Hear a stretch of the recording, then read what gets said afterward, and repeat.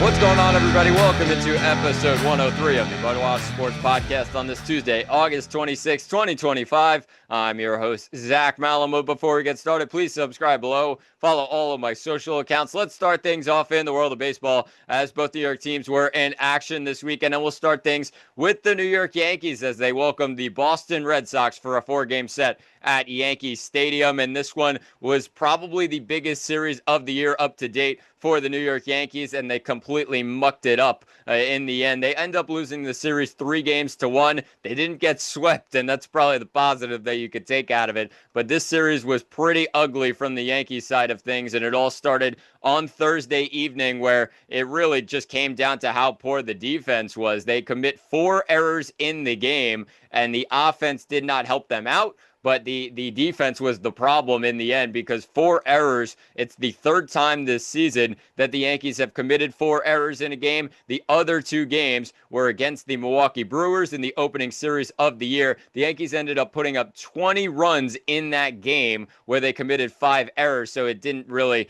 seem like too big of a problem, even though it really was. And then the other game was up in Toronto, north of the border. They're taking on the Blue Jays last month in a crucial series in terms of the American League East, and they commit 4 errors in a game. They end up losing that one. This one they lose as well with a 6-3 loss as Boston ended up taking advantage of the Yankee errors and really didn't take full advantage of it because they only had a 1-run inning in that second inning where the Yankees committed 3 of those errors. So Yankees were lucky to get away with it, and they end up having the lead in the 5th inning with Jazz Chisholm hitting an RBI single. But I mean, this one was Red Sox from the 5th inning on, and the 6th inning on, as Roman Anthony really was the story. He hits an RBI single to tie the game in the 6th, and it was all about his 2-run bomb, a towering blast into the second deck in right field to give the Red Sox a 6-3 cushion in the 9th inning after Nathaniel Lau gave them the lead in the 7th inning with an RBI double to make it 4-3 Red Sox. Yankees lose it 6-3. Luke Weaver gets credited with the loss in this one after he allowed the hit to Nate Lau in the 7th inning. So Chapman comes in for the save, and the Red Sox party as they win game 1 at Yankee Stadium. So then they go into the next couple of games the Yankees do, and you're thinking, all right, it's got to be better from here on the defensive side. It was better on the defensive side, you would say. It was not better on the offensive side because this was ugly from this Yankees team the next couple of days. They go into Friday's game really needing a win, a bounce-back win, and it was all about Bayo on the mound for the Red Sox, and he ends up going 7 innings strong, 3 hits allowed with no runs, with 1 walk and 5 Ks, and it really came down to how poor the Yankee offense was. Only 3 hits on the day. They really waste a great start out of Max Fried, probably his best start in the last month or so, and he goes 6 innings strong with 4 hits allowed, no runs, with 3 walks and 7 Ks, 99 pitches. He gets out of the 6th, and it really was ugly from there on out because Mark Leiter Jr. comes in and allows the RBI double to Colton Wong, who gives the Red Sox the 1-0 lead. Chapman comes in for the save, and the Yankees can't put up any runs on this Red Sox bullpen, or even Brian Bayo, who ends up getting the win 10-6 on the year. Just 3 hits on the day for the Yankees. That's just not good enough in a must-win game on your home field. They cannot have games like that, and they really struggled once again on Saturday. More of the same, but I think the biggest thing on Saturday was you're coming off 2 straight losses, and then you have to go up against one of the best pitchers in baseball this year. Garrett Crochet, the lefty on the mound for the Red Sox, and he was dominant in this game. 7 innings with 5 hits allowed, just 1 earned run on a Stanton solo home run in the 4th inning with 1 walk and 11 strikeouts. Had Yankee bats nowhere to be found in this game. They did have 7 hits on the day, but they just could not get back into this game, and some of it had to do with the pitching of Will Warren. Just didn't have his best stuff on the day. And when you're going into a game up against a high-level elite pitcher on the other side, you just got to keep up with him. And Warren was not able to do that. Only goes 4 innings in this game with 7 hits allowed, 5 earned runs with 3 walks and 3 Ks. So Warren struggles, and that's not a good sign for the Yankees. They end up losing 12-1 on their home field. Yes, this scoreline really was taken out of proportions in the 9th inning when Paul Blackburn, a new Yankee, comes in and was pitching. He actually pitched over 3 innings in this game. Towards the end, the Yankees were down by plenty at that point, and Boone did not want to waste the bullpen. Blackburn comes in. He goes 3 1/3 with 8 hits allowed, 7 earned runs, all of them coming in the top of the 9th inning, 2 walks and 2 Ks, 71 pitches. And it just was the epitome of this series, the disaster that was this series, the embarrassment that the Yankees showed in front of their home crowd this series. They end up losing it 12-1 in a just complete beatdown on Saturday afternoon. So then you're going into Sunday. All the embarrassment from this series and really looking at the playoff picture, and the Yankees just still squeaking in there because of the teams behind them. When you look at Seattle kind of up and down, but still very much right behind the Yankees, and then the teams behind that, just outside the playoff picture, Kansas City struggling. You also have Cleveland struggling, and there's not many more teams that are still in the race for this last wild card spot. And because of that, the Yankees end up feeling a little bit comfortable in the end, and they end up getting a win to really save this series on Sunday Night Baseball. They end up winning it with Rodon on the mound. Rodon kind of struggled in this game, probably didn't have his best stuff, but he did have a good 4 innings or so. Then he got in trouble in the 6th inning where he went 5 2/3 in this game with 1 hit allowed. The 2 earned runs, though, after Luke Weaver allowed an RBI single or 2-run single to Nathaniel Lau, and Rodon tried to get out of it, but the walks just became a problem towards the end of the game. 5 walks in this one with just 3 strikeouts. That's not really a typical Rodon start. You want to see those strikeout numbers up, but give credit to the Red Sox lineup as well, who really stepped up in this one and made it difficult for Rodon in the 6th inning. But they end up getting 2 more on the board, but it was all Yankees early in this game. Jazz Chisholm with a 2-run bomb. Trent Grisham with a multi-home run game. So he hits 2 solo shots, and the Yankees, before you know it, were up 5-0. Yes, the Red Sox responded, and Nathaniel Lau, like I said, with a 2-run single, but then Jazz Chisholm responded again, another 2-run home run, and the Yankees end up winning it 7-2. Great job by this Yankees offense getting to Dustin May early. He falls to 7-10 on the year, only pitched 4 1/3 in this one, and allowed those 5 earned runs, a bunch of home runs by this Yankees offense. So the Yankees end up getting out of this series with a lot of positives and probably way more negatives based on the pitching and the defensive side, and even the offensive side really falling asleep for a couple games. So just really press the reset button, but a confidence-boosting win on Sunday night that they end up taking into the next series, and they ended up doing so because the offense was really strong last night when the Yankees took on the Washington Nationals. This one was a very tough game for the Yankees in the end because they went into the 9th inning up 10-0, and the bullpen comes into the game, and it was kind of a disaster with Yuri De Los Santos pitching 2 2/3. He had nobody on with 2 outs in the top of the 9th, and it was a 10-0 lead. Ask me how the Yankees ended up allowing 5 runs in the top of the 9th, with nobody on to start this 2-out rally. I mean, just unreal stuff by the Yankee bullpen. Mark Leiter Jr. comes into the game and allows a grand slam, so that didn't help. So the Yankees end up winning it 10-5. But, of course, it was extracurriculars in the end. 2 guys in the Yankee bullpen that they really can't rely on right now, and they're seeing that in front of their very eyes. So that's probably the negative out of it. The positive out of it was this Yankees offense was really good on the day, and their starter in Cam Schlittler has had a couple of straight starts where he is just absolutely dealing.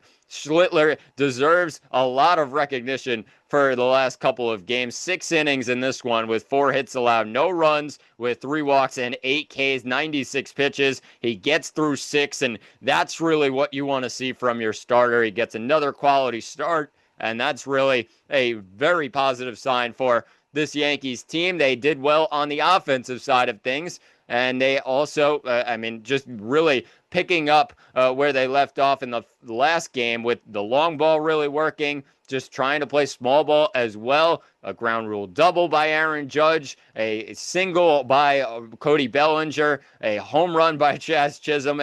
All of a sudden it's 7-0 Yankees in the 5th. They added on with the 3-run bomb by Jason Dominguez to make it 10-0. And really, this was complete domination, but it's also against a team in the Washington Nationals that have the worst bullpen in baseball and really are not much better when it comes to the starting standpoint. They got to Brad Lord, a guy that really gets a lot of weak contact. The contact was not weak yesterday evening, as the Yankees had a lot of long balls and they really were able to get to Brad Lord early in this one. He only goes 4 1/3 in the end. So the Yankees end up winning the first game of the series. They go into the second game of the series tonight against the Washington Nationals. It's a 7:05 start as Mackenzie Gore takes the mound at Yankee Stadium. 5-12 on the year, 4.11 ERA. He's been really bad lately, though. The lefty has, especially since July 1st, one of the worst pitchers in baseball in terms of ERA. He's just completely blown up.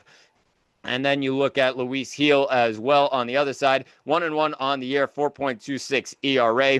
A bit up and down since returning from the IL. So he's looking for a big win here tonight. And the Yankees take on the Nationals in the second game of a 3-game set. Yankees still sit kind of pretty in this American League wildcard picture. Like I mentioned, a lot of the teams behind them just continue to lose. Kansas City, Texas, Cleveland, and that's really keeping this Yankees team going. They're 7-3 in their last 10, even with that disaster of a series against Boston. So you got to take the positives where you can find them. Yankees 71-60, just a half game back of the Boston Red Sox. They're a half game up on the Seattle Mariners and 4.5 games up on the Kansas City Royals, who are still in the hunt trying to bounce back in this wild card picture. So we'll see what happens. We'll make sure you tune in all series long as the next 2 games for this Yankees team against the Washington Nationals at Yankee Stadium. Let's shift things to the other side of New York, as the New York Mets, who are also in action this weekend. They were down in Atlanta for a 3-game set against the Atlanta Braves. They end up taking Friday's game 12-7. It really was all about the offense for the Mets all series long. A 12-7 win, which really was a 12-2 lead for the Mets in the 8th inning. They ended up giving up some runs to Atlanta. It finishes 12-7 after the bullpen just didn't really look great with Reed Garrett and Ryan Helsley, who's really struggling lately. But when you look at Nolan McLean, he was also part of the difference in this game. 7 innings in this one with 4 hits allowed, 2 earned runs with no walks and 7 Ks. That's exactly what the Mets needed from a starting pitcher. They've been really struggling lately in terms of their starters, especially since the middle of June. It has been ugly. All of the numbers have. And they call up Nolan McLean, and he gives them 2 starts where, this guy could be the number 2, number 3 guy in the rotation before next week when he comes out for another start. So, remarkable stuff from him once again, and he ends up getting the win in this one. He's 2-0 in his first 2 MLB games. So that's a great sign for the Mets, and they end up putting up 12 runs on the board, like I said. So that really helps your young starting pitcher. It started early in this one with Cedric Mullins really with the biggest hit, a 2-run triple into center field, and it gave the Mets a 4-0 lead. They continued to add on in the 4th inning. They put up a 3-spot there, and one of those was Mark Vientos, who hit an RBI double. They also had Tyrone Taylor getting involved with an RBI double of his own. Juan Soto hits a 2-run bomb. He also gets an RBI single in the 8th inning. Just remarkable stuff by the Mets offense. They continue to rake against the Braves pitching, and a great performance in the end. They win it 12-7, and it was really behind this offense and the really phenomenal performance by Nolan McLean, like I mentioned. They go into Saturday's game then, and you're thinking, oh, okay, hopefully there's not a drop-off.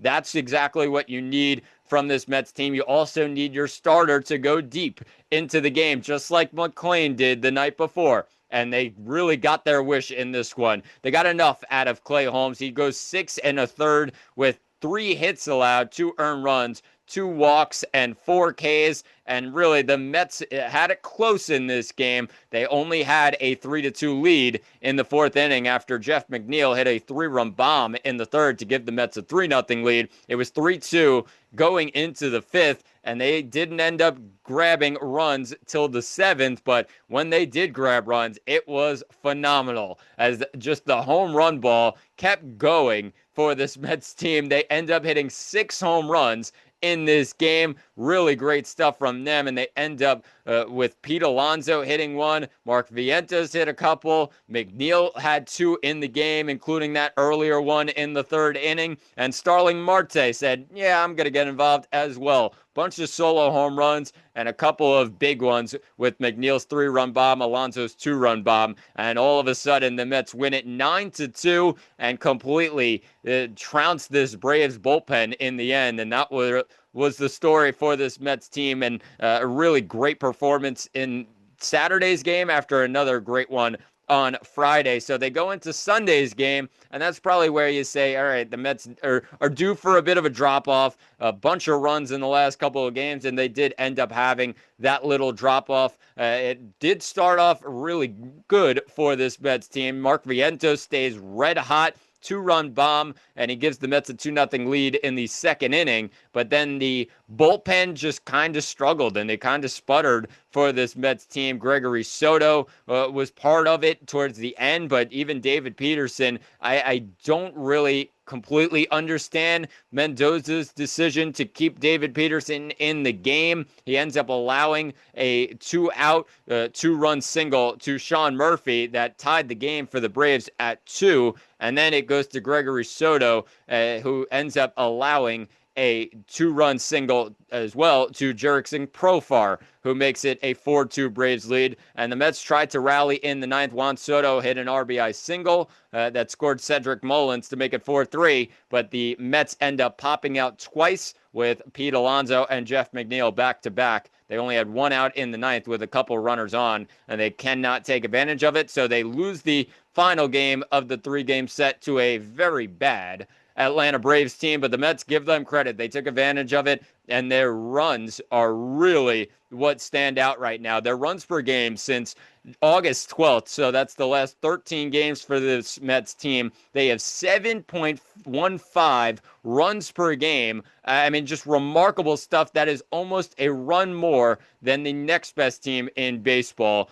in that span. I mean, they lead almost every category all over the place when it comes to offense since that August 12th date. The home runs are stepping up. The extra base hits, they're really ahead by a mile. The average, they're batting .316 since August 12th, a OPS of .959. That is just unheard of in the last 13 games for this Mets team, and they continue to roll. And if they can really gather this starting pitching staff and really get them behind how well this offense is playing, that's a great recipe for success for this Mets team down the road and into September and October. So that's a real positive sign. The Mets offense looks great right now. And how about they bring it into the next game, in the next series, against a rival in the Philadelphia Phillies, who they welcome for a 3-game set at Citi Field. Just a great series in terms of the National League East. And boy, did the Mets come out strong. They end up winning the opener 13-3.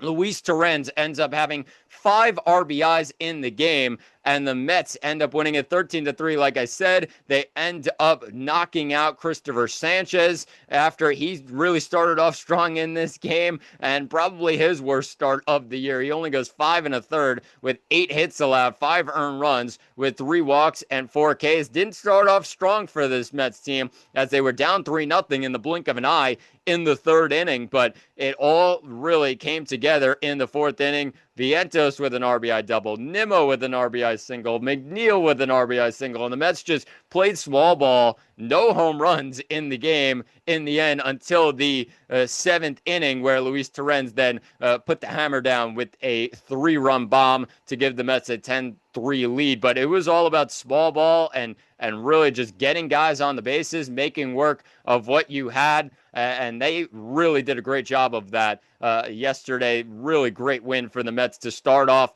this tough series against Philadelphia, where the Mets faithful will probably say, yeah, this NL East race is probably over. And yeah, the Philadelphia Phillies sitting 6 games ahead. Your mindset shouldn't be on that. It should be more so on the wild card. And yeah, maybe you see the Phillies down the road, so it's preparation for that.